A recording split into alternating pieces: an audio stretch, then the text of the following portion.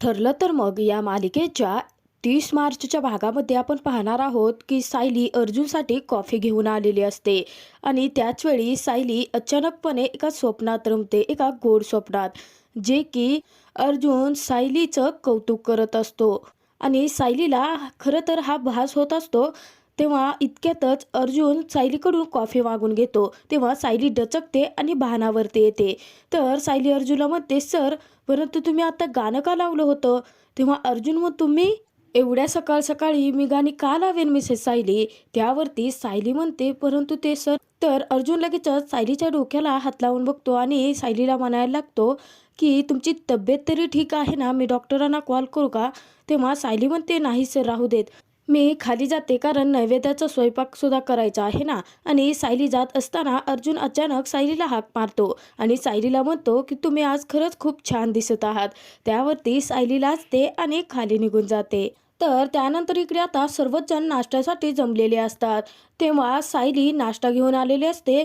तर पाहतात सर्वजण, तर तिथे उपमा आणि पोहे सुद्धा केलेले असतात.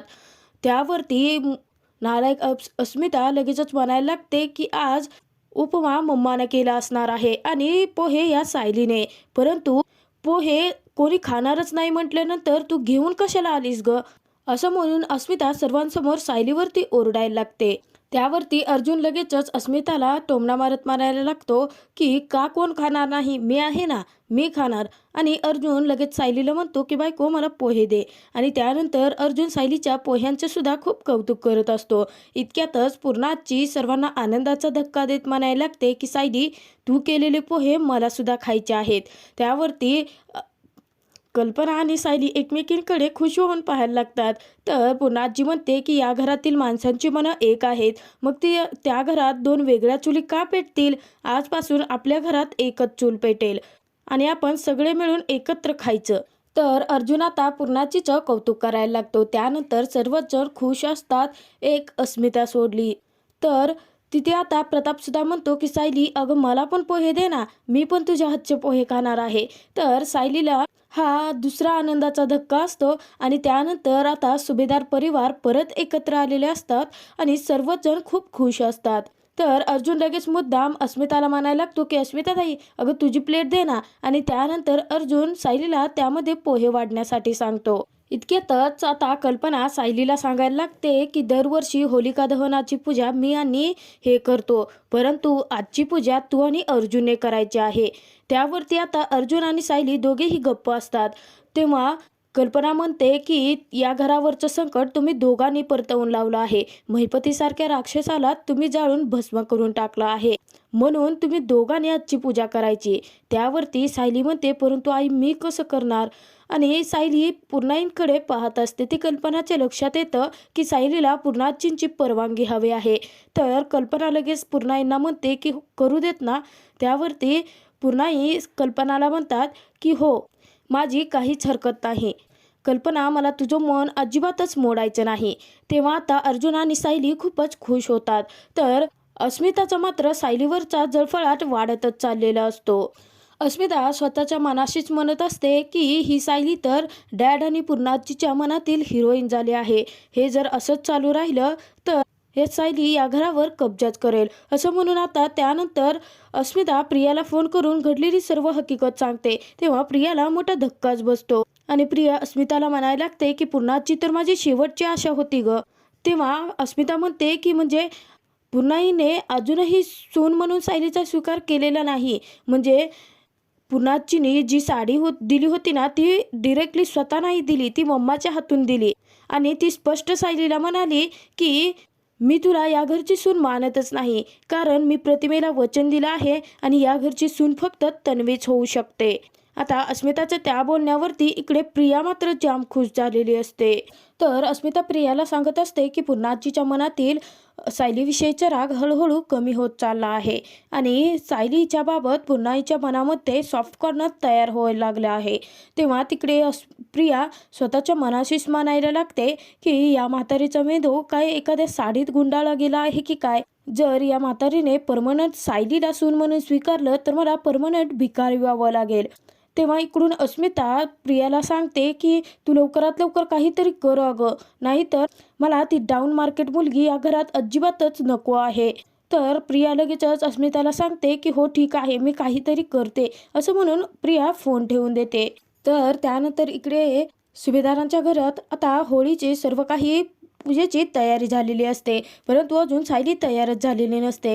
कारण सायलीला साडीची पिन बसवताना त्रास व्हायला लागलेला असतो. इतक्यात तिथे अर्जुन येतो. तर सायली स्वतःचीच बडबड करायला लागलेली असते आणि सायलीला पिनच बसवता येत नसते. ते अर्जुन पाहतो आणि सायलीकडे येत म्हणायला लागतो की मी हेल्प करू का. तेव्हा सायली अर्जुनकडे पाहतच राहते. तर अर्जुन म्हणतो नाही, म्हणजे लास्ट टाइम तुम्ही मला धोतर नेसवायला मदत केली ना, सो मी तुम्हाला आता हेल्प करू शकतो.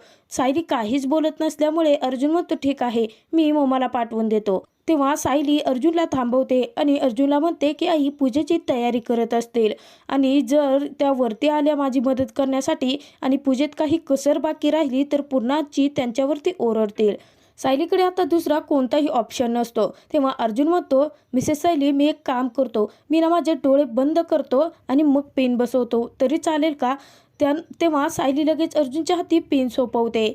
तर अर्जुन आता डोळे बंद करतो आणि सायलीच्या साडीची पिन बसवत असतो. तेव्हा सायली अर्जुनकडे पाहते आणि स्वतःच्या मनाशीच म्हणायला लागते की किती स्वच्छ आणि नितळ मनाचे आहात तुम्ही. मी इतक्यातच अर्जुनला आता पिन टोचते. तेव्हा अर्जुन ओरडतो. तर सायली लगेच रिॲक्ट होते आणि म्हणायला लागते अहो सर, तुम्हाला केवढं लागलं आहे, मी जाऊन हळद आणू का. त्यावरती अर्जुन हसतो आणि म्हणायला लागतो रिलॅक्स मिसेस सायली, अहो थोडंसं तर लागलं आहे आणि तुम्ही माझी मान कापल्यासारखं काय रिॲक्ट होत आहे. ते डोळे बंद होते ना म्हणून मला पिन टोचली, परंतु मला आता अंदाज आला आहे, मी पिन बरोबर बसवतो, असं म्हणून सायलीला परत अर्जुन ओळण्यासाठी सांगतो आणि त्यानंतर डोळे बंद करून साडीची पिन बसवायला लागतो. खूप वेळ झाला अर्जुन प्रयत्न करत असतो, परंतु पिन बसवताच येत नसल्याने सायलीच्या ही गोष्ट अचूक लक्षात येते आणि सायली अर्जुनला सांगते की सर डोळे उघडा.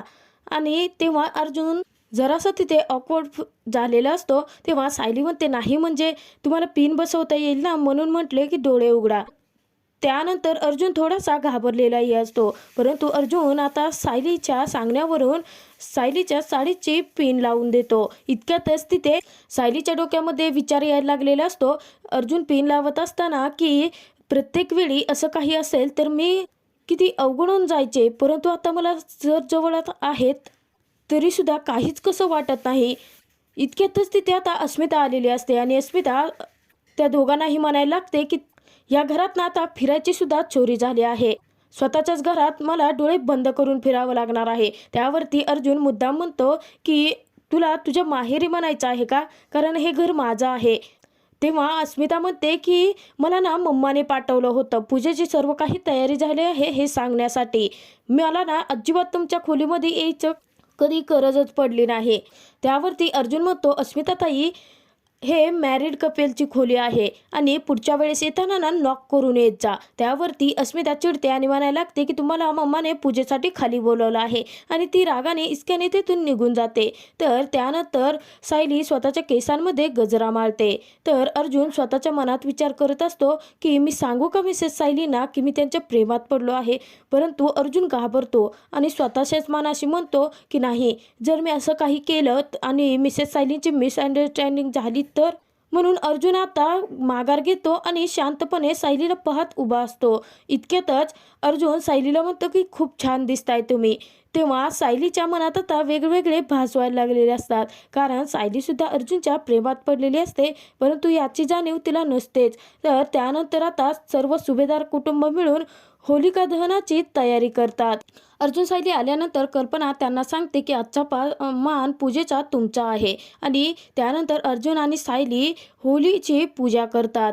त्यानंतर सर्वच जण सुभेदार परिवार मिळून होळीची पूजा करतात आणि सर्वच जण आशीर्वाद सुद्धा घेतात.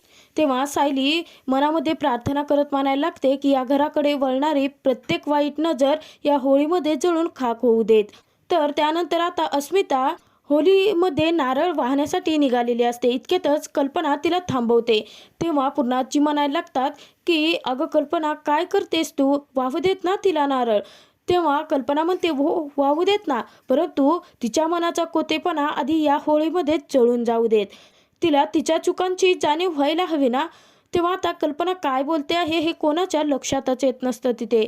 तर अस्मिता कल्पनाला म्हणत असते की परंतु मम्मा मी काय चुकी केली आहे आता. त्यावरती कल्पना सांगते की जेव्हा सायली किडनॅप झाली होती ना, तेव्हा दागिने तू लपवलेस, आपल्या घरात गांगावात तू केलास, तमाशा उभा केलास आणि सायलीवरती चोरीचे आरोप सुद्धा केलेस. ही खूप मोठी चूक केली आहे. तेव्हा अस्मिता म्हणायला लागते की परंतु मम्मा ते मी नव्हतं केलं, ते तन्वीनं केलं होतं. त्यावरती कल्पना चिडते आणि म्हणायला लागते की तन्वी माझी मुलगी नाही आहे, तू माझी मुलगी आहे आणि माझ्या मुलीचे संस्कार वाया जात आहेत हे मी नाही पाहू शकत. त्यामुळे तू आत्ताच्या आत्ता होलिका मातेसमोर सर्वांसमोर सायलीची हात जोडून माफी मागायची. तर पुढील भागात आपण पाहणार आहोत की आता सुभेदारांच्या घरी रंगपंचमीची सर्व काही तयारी असते आणि सर्वजण आता रंग खेळत असतात. इतक्यात तिचे प्रिया आलेली असते आणि प्रिया अर्जुनकडे डायरेक्ट जाते. तेव्हा सायली प्रियाला पाहते. तर मुद्दाम आता प्रिया सर्वांसमोर अर्जुनला कलर लावते आणि त्यानंतर अर्जुनचे हात स्वतःच पकडते आणि अर्जुनला म्हणायला लागते की तुम्हाला कलर नाही का लावणार. तेव्हा आता तिथे सायली येते आणि सायली प्रियाला ओढते आणि म्हणायला लागते की हा माझा नवरा आहे, उगाच त्यांच्याशी जवळीक साधण्याचा प्रयत्न करायचा नाही प्रिया, नाहीतर मी स्वतःच तुझं थोबाड रंगवेन. असं म्हणून आता सायली इस्क्याने प्रियाला बाजूला ढकलते. तेव्हा प्रिया डायरेक्ट जाऊन रंगाच्या थाळीमध्ये पडते. तेव्हा प्रियाचं पूर्ण तोंड रंगलेलं असतं. तर सायलीचं ते रौद्र रूप पाहून कल्पना आणि अर्जुन चकित होऊन गेलेले असतात.